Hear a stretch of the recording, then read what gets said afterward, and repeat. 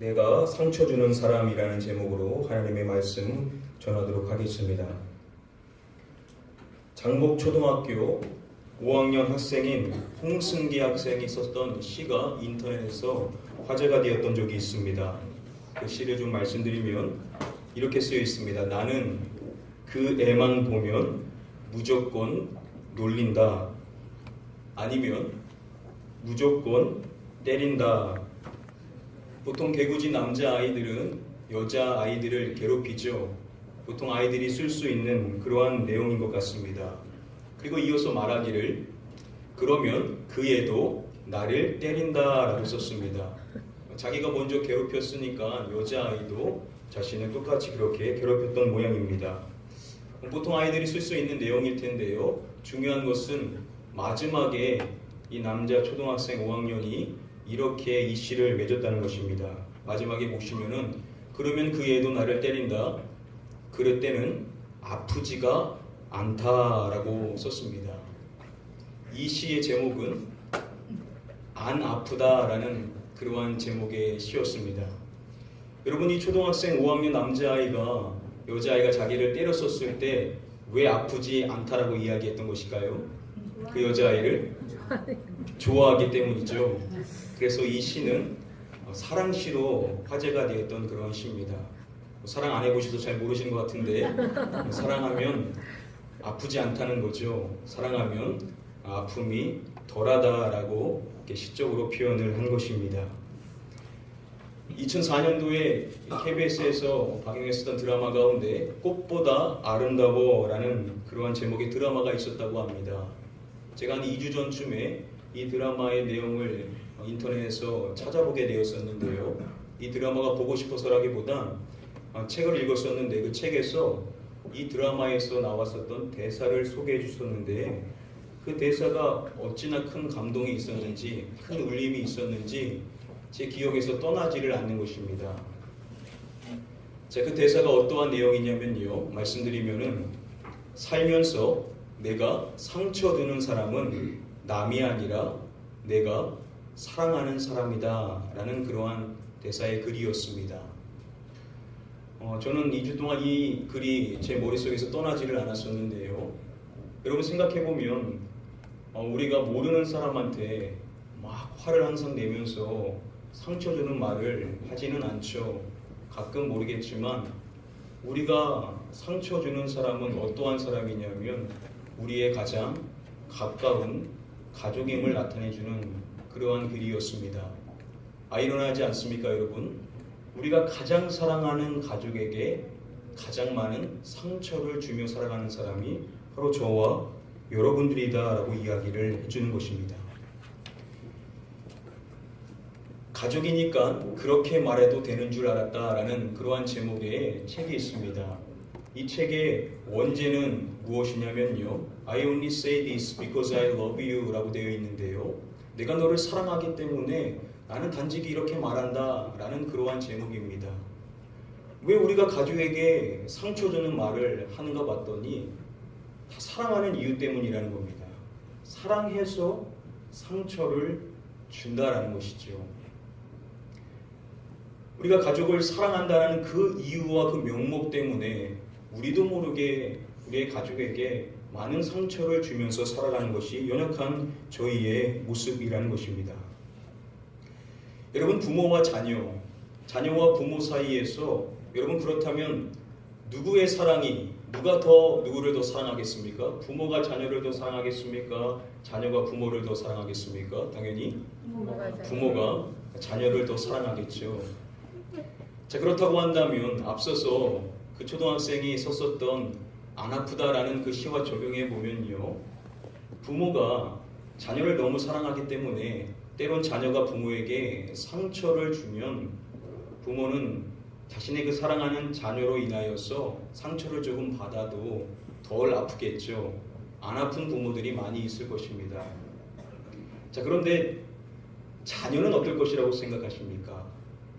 자녀가 부모에게 상처를 받았었을 때, 즉 저와 여러분들이 우리의 자녀에게 상처를 줬을 때 우리의 자녀들은 어떠한 마음의 상태에 놓일 것이라고 생각을 하십니까? 김남준 목사님의 책 가운데 가족이라는 그러한 제목의 책에 보시면은 자녀와 부모, 부모와 자녀 사이의 상처에 대해서 이렇게 설명을 해줍니다. 부모가 자식에게 받은 상처는 흘러가는 물에 새긴 글씨와 같아서 부모의 마음속에 쉽게 잊혀지지만 자식이 부모에게 받은 상처는 돌에 새긴 글씨와 같아서 긴 세월이 흘러도 쉽게 사라지지 않습니다. 라고 이야기합니다. 부모도 사람인지라 자녀에게 상처를 받죠. 자녀가 상처 주는 말을 하면 그것으로 인하여 아파하고 힘들어하는 것이 부모입니다. 자, 그런데 부모는 그래도 내가 가장 사랑하는 자녀이기 때문에 자녀에게 그런 상처를 받아도 그 상처가 그래도 잊혀지더라는 겁니다. 아문다는 것이죠. 그것을 그냥 망각할 수가 있는데 자녀는 그렇지 않다는 겁니다. 자녀는 부모와 다르게 부모에게서 상처를 받게 되면 그 상처가 잘 아물지를 않더라는 거죠. 상처가 잘 사라지지를 않는다는 것입니다. 즉 부모에게 받은 상처는 자녀에게 있어서는 매우 크다는 것이고 매우 깊다는 것을 우리에게 이야기를 해주는 것입니다. 여러분, 아동학대라는 말을 들어보시면 어떠십니까? 아동학대, 남의 집 이야기고 매스컴에서나 나오는 그러한 이야기라고 생각하실 텐데요. 그런데 여러분, 놀라운 사실은 2014년도에 보건복지부가 발표한 그 조사에 따르면 아동학대 가해자의 82%가 누구라고 이야기하냐면 부모라고 이야기합니다. 그리고 그런 아동학대가 이루어지는 장소의 86%는 다른 곳이 아닌 가정이라고 이야기합니다. 대부분의 아동학대는 부모에 의하여서 가정 안에서 이루어지고 있다는 것입니다. 그래도 여전히 아동학대는 나와는 전혀 상관없는, 내 자녀에게는 전혀 해당이 되지 않는 그러한 것이라고 생각하실 수 있으실 텐데요. 여러분, 우리가 아동학대에 대해서 좀 잘 알 필요성이 있습니다. 부모의 이런 행동도 아동학대일 수 있다라는, 부모들이 모를 수 있는, 실수하는 그러한 세 가지가 있다라고 전문가들은 이야기하는데요. 이 영상을 준비해봤습니다. 우리 잠시 한번 영상 함께 보시고 말씀 이어가도록 하겠습니다.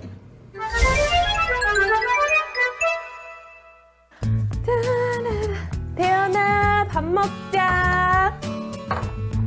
대현아, 빨리 밥 먹자. 게임 좀 그만하고. 아우, 밥 먹어야지, 밥. 안 먹어. 게임할 거야. 게임 이따 하면 되잖아. 아우, 줘. 밥 먹고 해. 엄마가 밥 먹고 줄게. 밥 먹고 하면 되잖아. 너 대체 누굴 닮아서 이렇게 한심한 짓만 하니? 어? 대체 누굴 닮아서 이래? 누굴 닮아서 이러냐고! 누굴 닮아 이러니라는 거는 개인 존재에 대한 모욕을 하는 거죠. 이러한 언어적인 모욕은 언어 폭력에 해당됩니다. 그리고 이러한 언어 폭력이 반복될 때는 이것 또한 정서적인 학대라고 볼 수 있겠죠. 엄마, 나도 도영이랑 똑같은 장난감 사줘. 장난감? 아유, 너 장난감 많잖아. 안 돼. 애들이 안 놀아준단 말이야. 뭘 안 놀아줘. 안 돼.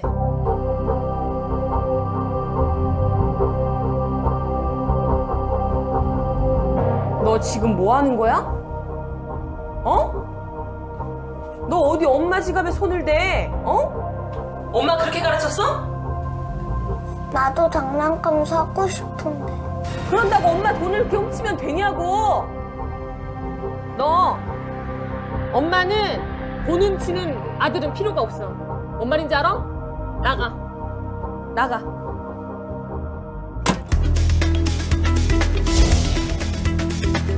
이 과정의 가장 큰 문제는 부모가 사랑하고 보호해주고 보살피고 돌봐줘야 될 울타리 밖으로 아이를 내몬 것입니다.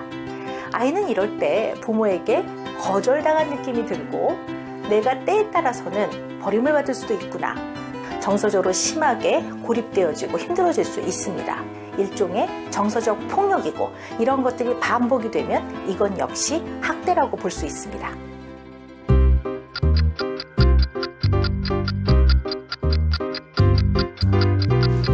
오늘 재밌었어? 학원에서? 응? 뭔가 표정이 안 좋아. 자, 혜연 여기 앉아봐. 여기 책상에 앉아. 그래, L. 응. 엄마, 나 이제 잘래. 응? 뭘 자? 이제 한국 공부해야지. 요것만 하고 자. 요것만 다 쓰고 그러고 자. 아, 얼른. 아, 빨리. 요것만 쓰고 자자.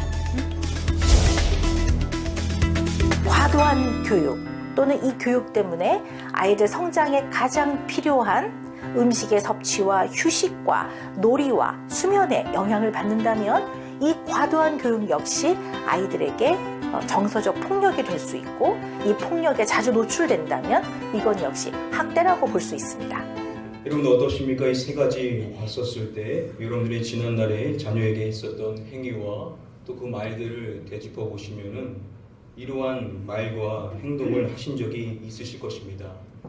우리는 몰랐지만 이런 것이 우리의 자녀에게 폭력이 될 수가 있고 또 학대가 될 수 있다라고 이야기를 하는 것입니다. 저희는 우리의 자녀를 사랑한다는 이유 때문에 이러한 일들을 자행할 수 있는 존재라는 것이죠. 사랑이라는 그러한 좋은 명목을 가지고 우리의 자녀에게 이러한 큰 실수를 할 수 있는 그러한 부모들에게 주는 오늘 성경의 이 말씀 골로새서 3장 21절의 말씀은 너무나도 중요한 말씀입니다. 부모 되신 모든 분들이 가슴에 새겨야 될 이 말씀인데요. 오늘 저는 이 말씀을 토대로서 부모가 실천해야 될 세 가지의 실천 사항에 대해서 말씀을 드리고자 합니다. 이 시간 꼭 바라옵기는 우리 부모 되신 모든 분들, 아직 부모가 되지 않았다면 앞으로 부모가 되기 위해서라도 이 세 가지를 꼭 잘 배우셔서 우리 가정 안에서 실천하실 수 있는 그러한 저와 여러분들 되시기를 먼저 주님의 이름으로 간절히 축복드립니다. 세 가지 한번 살펴보기 위해서 우리 본문 말씀 같이 함께 읽어보도록 하겠습니다. 아비들아, 너희 자녀를 노엽게 하지 말지니 같이 말까 하노라. 먼저 서두에 보시면은 아비드라라고 이야기하는 것을 볼 수가 있습니다. 이 아비드라라고 번역이 된 이 헬라어 원어인 이 파텔이라는 이 단어가 쓰인 다른 말씀 히브리서 11장 23절 말씀을 보시면은요, 부모라는 단어가 나옵니다. 바로 이 부모라는 단어가 동일한 파텔이라는 단어입니다. 오늘 성경이 이야기하고 있는 아비드라라고 이야기했었을 때 이 단어는 문자적으로는 아버지를 이야기하지만 이것을 상징적으로 봤었을 때에는 양육자들, 즉 부모 모두를 지칭하는 것이다 라고 학자들은 이야기합니다. 즉 아버지와 어머니와 아버지 모두가 지켜야 될 그러한 말씀이 무엇인지를 이제 설명해 주기 이전에 먼저 그들을 호칭하고 있는 것입니다. 자, 그러한 부모들이 지켜야 될 사안은 무엇이냐면 너희 자녀를 노엽게 하지 말지니 라고 이야기를 하고 있습니다. 이 말씀의 의미를 살펴보기 이전에 먼저 이 말씀의 문맥을 함께 살펴보기를 원하는데요. 골로새서 3장 18절부터 21절의 말씀은 성경이 가정 안에서 지켜야 될 그 말씀을 대상별로 분리하여서 한 절씩 가르쳐주고 있는 말씀입니다. 그래서 시작의 18절 말씀 보시면은 먼저 아내들에게 이야기를 하고요. 그리고 19절에서는 남편들에게, 그리고 20절에서는 자녀들에게, 그리고 21절에서는 이제 부모들에게 말씀의 가르침을 주는 것입니다. 자, 그런데 중요한 사항은 18절부터 20절까지 아내와 남편과 자녀에게 명령의 말씀을 줄 때에는 다 긍정형으로 되어 있습니다. 뭐뭐 하라 하며 하라라고 그렇게 해야 될 일을 이야기해 주는데 유독 부모에게만 말씀을 줄 때는 하지 말라라는 그러한 부정형의 말씀을 제시해 주고 있다는 것입니다. 하라 하며 하라라고 했다면 마찬가지로 부모에게도 뭐뭐 하라라고 그렇게 명령의 말을 주면 될 텐데 유독 부모에게만 다르게 뭐뭐를 하지 말라라는 그러한 말씀의 가르침을 주고 있다는 것입니다. 차이점이 있다는 거죠. 여러분들은 어떠한 이유 때문에 부모에게만 이러한 차이점을 제시해주고 있다고 생각을 하십니까? 개인적으로 이 말씀을 묵상하면서 생각해 볼 때 부모의 존재는 자녀에게 어떠한 존재입니까? 부모는 자녀에게 무엇이든지 다 해주고 싶어하는 그러한 존재죠. 누가 이거 하라 저거 하라 하지 않아도 부모에게 모든 것을 다 퍼주고 싶은 그러한 존재가 바로 자녀에게 있어서는 부모입니다. 그럼 부모에게 굳이 이것저것 하라 라고 말하지 않아도 부모는 자연히 자녀를 위해서 많은 일들을 행한다는 것입니다. 그런데 문제는 무엇이냐면 그렇게 자녀를 위해서 행하는 일들이 어떠한 마음에서 비롯될 수 있냐면 부모의 욕심에서부터 비롯될 수가 있다는 것입니다. 우리가 말로는 내 자녀를 위한다라고 말하지만 그것이 사실은 부모 안에 있는 욕심의 마음에서 시작될 수가 있다라는 것이죠. 많은 부모들은요, 내가 이룬 일이 있으면 그 이룬 성공을 내 자녀도 이루기를 기대합니다. 그리고 특별히 내가 성취하지 못한 그러한 일들이 있다면 그것을 한으로 여기고 그것을 어떻게든 내 자녀가 대신 성취하기를 원하는 그러한 욕심을 가지고 있습니다. 이러한 욕심을 자녀에게 투영시키게 될 수 있는 존재가 바로 부모라는 거죠. 내가 가지고 있는 그 욕심 때문에 자녀에게 이런저런 많은 일들을 행할 수 있는 그러한 욕심이 많은 존재가 부모인데 그러한 부모에게 오늘 성경의 말씀은 이것 하라 저것 하라 라는 긍정문으로서 우리에게 명령의 말을 주는 것이 아니라 do not 하지 말라라는 명령을 준다는 것은 여러분 어떠한 의미겠습니까? 저는 먼저 이 말씀을 이렇게 여러분들에게 적용해 드림으로써 실천해 보기를 권면해 드립니다. 첫 번째 우리 부모가 실천해야 될 중요한 사항은 무엇이냐면 바로 우리의 자녀에 대한 욕심을 버려야만 한다는 것입니다. 한번 따라해 보겠습니다. 자녀에 대한 욕심을 버려라. 저와 여러분들은 자녀에 대한 어떠한 욕심을 가지고 있습니까? 우리가 이루지 못한 일에 대한 욕심, 그리고 내가 이룬 일에 대해 마땅히 내 자녀도 이렇게 해야 된다라는 그러한 기대치와 욕심이 다 있을 것입니다. 그런데 전문가들은 말하기를 가정이 화목하려면 우리가 가지고 있는 그 욕심을 내려놓아야만 한다라고 이야기를 합니다. 사랑하는 성도님들, 여러분들의 가정 안에서 특별히 자녀를 향하여 가지고 있는 그러한 욕심 여러분들 다 내려놓으실 수 있고 자녀를 있는 모습 그대로 사랑하실 수 있는 그러한 성숙한 부모님들 다 되시기를 먼저 주님의 이름으로 간절히 축복하며 축원드립니다. 아멘. 부모를 향한 첫 번째 말씀의 가르침은 자녀에 대한 욕심을 버려야 된다라는 것입니다. 우리 다시 한번 오늘 본문 말씀 함께 한 목소리로 읽어보겠습니다. 아비들아 너희 자녀를 노엽게 하지 말지 낙심할 바 아니라. 성경이 부모인 우리에게 자녀에게 하지 말라라고 명령하는 그 말씀은 무엇이냐면요, 이렇게 이야기하는 것입니다. 너희 자녀를 노엽게 하지 말지니라고 이야기를 해줍니다. 자, 여기서 이 노엽게 하다라고 번역이 된 이 헬러 에레리조라는 이 단어는 자극하다, 화나게 하다, 흥분시키다 라는 그러한 뜻을 가지고 있는 단어입니다. 부모는 자녀를 자극시켜서는 안 된다는 겁니다. 부모는 자녀에게 화를 내게 해서는 안 된다는 거죠. 부모는 자녀를 흥분시켜서는 안 된다라고 성경은 이야기를 하고 있는 것입니다. 이것을 포괄시켜서 이렇게 말할 수가 있을 것입니다. 부모는 자녀에게 상처를 줘서는 안 된다라는 말로 바꿔서 이야기를 할 수가 있을 것입니다. 부모는 어떠한 이유이든 자녀에게 상처를 줘서는 안 된다는 겁니다. 그런데 여러분, 우리가 솔직히 생각해 보면 우리가 부모로서 자녀에게 얼마나 많은 상처를 줍니까? 말씀으로 키운 자녀가 세상을 이긴다라는 그러한 책에 보시면은 신앙인이면서도 부모들이 가지고 있는 연약한 모습을 설명할 때 이렇게 이야기합니다. 사회에서 유능하고 교회 봉사에 철저한 사람들 중에도 부모로서는 0점인 부모가 많다. 일할 때는 아주 객관적이고 공정한 사람이 자녀 앞에서는 이성을 잃어버리는 경우도 자주 본다라고 저자는 쓰고 있습니다. 교회에서는 그렇게 좋은 부모처럼 보이는데 자녀는 그렇게 생각을 하지를 않더라는 겁니다. 왜냐? 부모님이 가정으로만 돌아오면 돌변하는 거죠. 교회에서는 그렇게 화목한 모습을 보이다가 가정 안에서는 자신의 감정을 자녀에게 다 쏟아내는 그러한 연약함을 자주 노출한다는 것입니다. 정도의 차이겠지만 저와 여러분들도 이러한 모습이 다 있지 않습니까?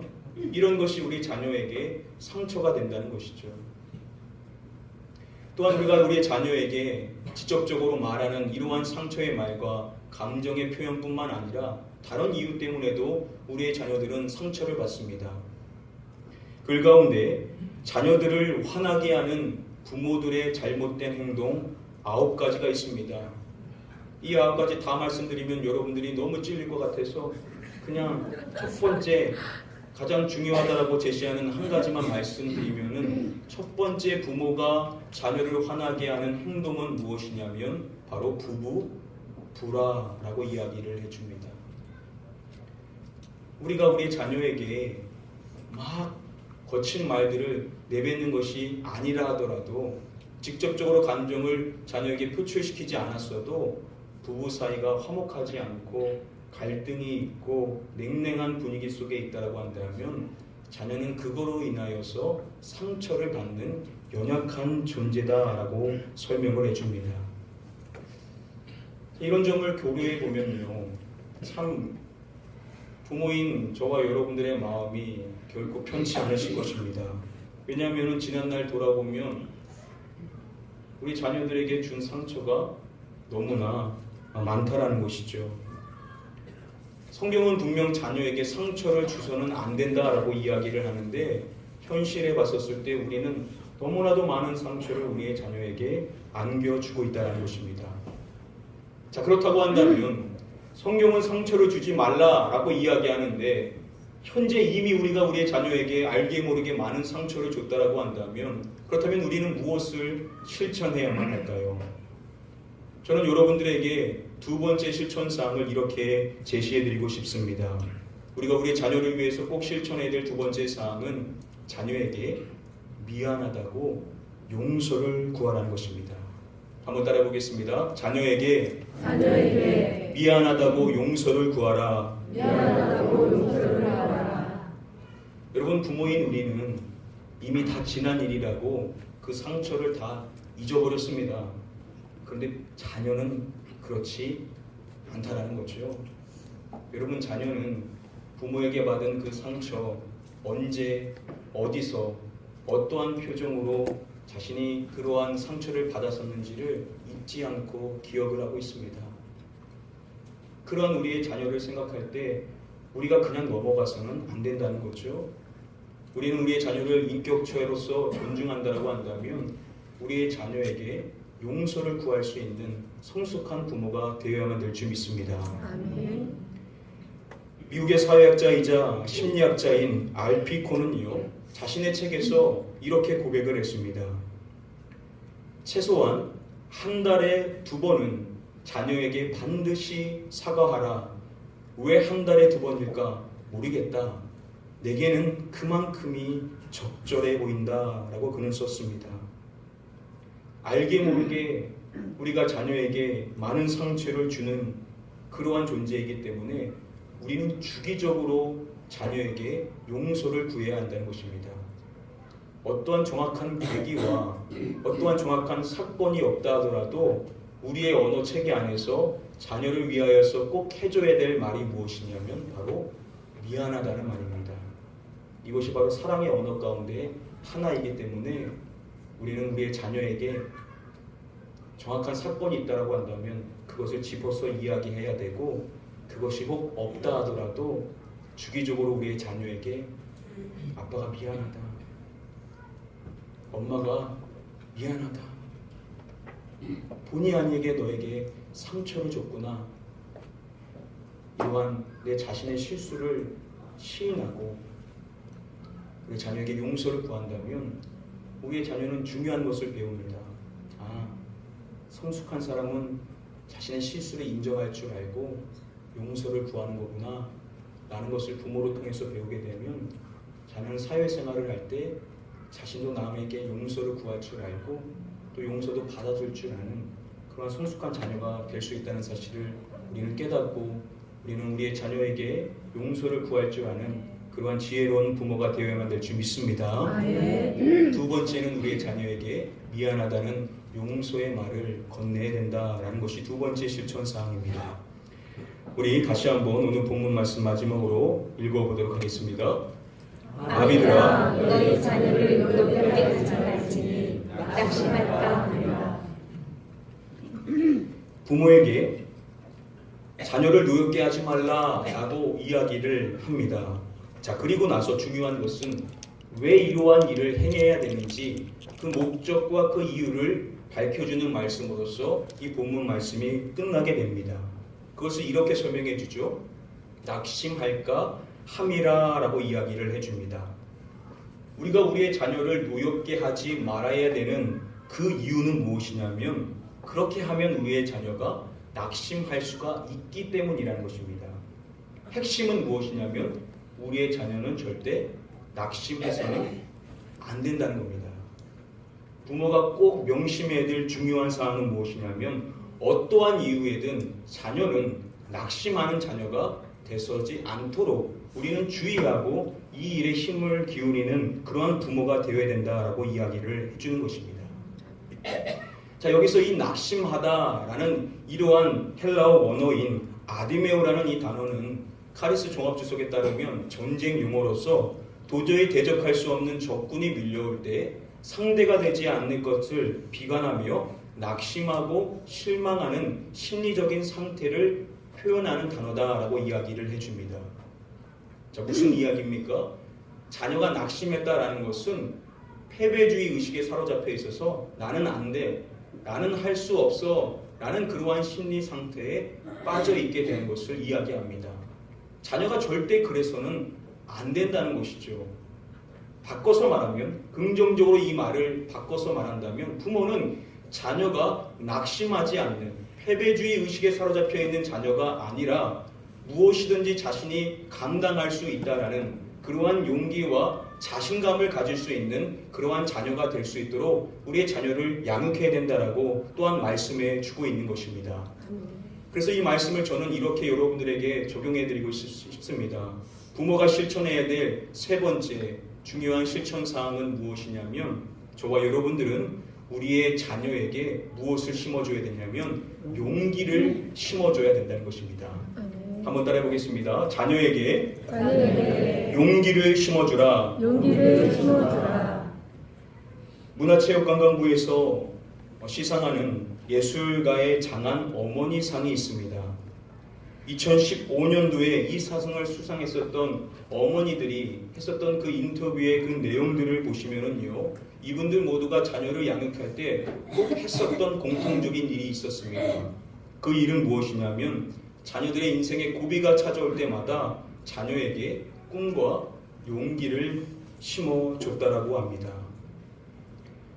여러분, 세상 사람도 자녀가 낙심하지 않는 자녀가 될 수 있기 위하여서 용기와 꿈을 심어준다라고 하는데 하물며 하나님의 자녀를 의탁받아서 하나님의 그 뜻을 따라 우리의 자녀를 낙심시키지 않고 용기 있는 자녀를 세워야 되는 저와 여러분들은 더 마땅히 우리의 자녀에게 꿈과 용기를 심어줄 수 있는 그러한 지혜로운 부모가 되어야만 될 줄 믿습니다. 사랑하는 성도님들, 여러분들의 자녀는 실패할 수 있습니다. 시험에 낙방할 수가 있습니다. 원하는 결과를 이루지 못할 수가 있습니다. 여러분, 그럴 때 우리가 해야 될 일이 무엇이라는 것입니까? 함께 비관할 것이 아니라 그럴 때 우리의 자녀에게 괜찮다라고 격려해 주면서 엄마는 너를 믿는다. 아빠는 너를 믿는다. 너는 할 수 있어. 라는 이러한 용기의 말을 해줄 수 있는 그러한 지혜로운 부모님들 다 되게 되시기를 주님의 이름으로 간절히 축복하며 축원드립니다. 오늘 말씀 정리해드림으로써 맺도록 하겠습니다. 자, 오늘 본문 말씀 골로새서 3장 21절의 말씀을 통해서 부모가 실천해야 될 세 가지의 중요한 사항을 말씀드렸습니다. 먼저 첫 번째로 부모는 자녀에 대한 욕심을 버려야만 한다라고 우리에게 말씀을 해 주십니다. 여러분들 자녀에게 어떠한 욕심이 있습니까? 여러분 기도는 하되 욕심은 부려서는 안 된다는 것 여러분들 꼭 기억하시고 여러분들 마음 안에 자녀를 향한 그 욕심과 그 기대 다 내려놓으실 수 있게 되시기를 주님의 이름으로 축복드립니다. 아멘. 또한 두 번째로 저와 여러분들은 자녀에게 미안하다고 용서를 구하는 그러한 부모가 되어야 된다라고 이야기를 해줍니다. 여러분들의 자녀에게 미안한 것이 있다면 반드시 구체적으로 사과를 하시고 혹 그러한 것이 없다라고 해도 여러분들의 자녀에게 미안하다는 말, 아빠가 미안하다,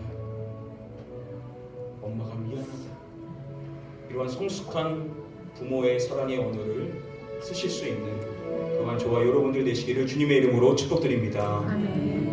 마지막 세 번째로 저와 여러분들이 우리의 자녀를 위해서 꼭 해야 될 일은 무엇이냐면 우리의 자녀에게 어려움과 고비가 찾아올 때마다 꼭 그런 것이 없다 하더라도 우리는 우리의 자녀를 위하여서 용기를 심어줄 수 있는 그러한 부모가 되어야 된다라고 우리에게 마지막으로 말씀해 주십니다.